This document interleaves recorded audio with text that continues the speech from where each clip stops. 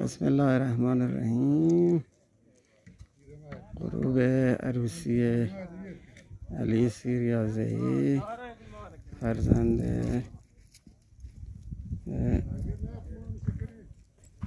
حاجی عبدالعزیز پسردایی ما. امروز 24/9/1402 روستای گشتان زردکوه.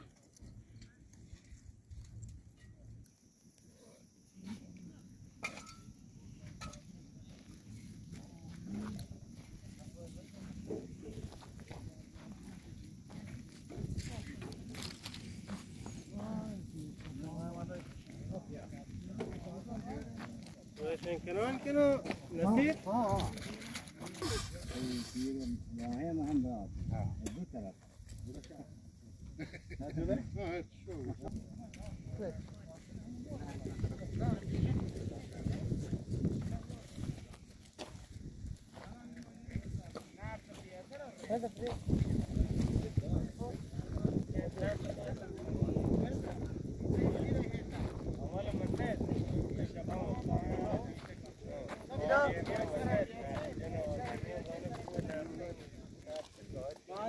برات تمام يلا بير مسكن بعضه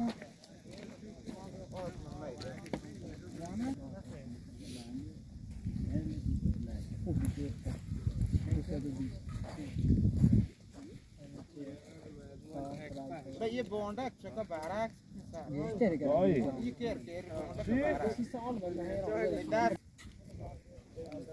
جواب ناگهان پچ میراث بلوچ از گذشته های دور.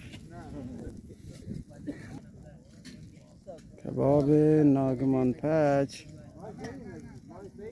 میراث ملت بلوچ از گذشته های دور تا حال.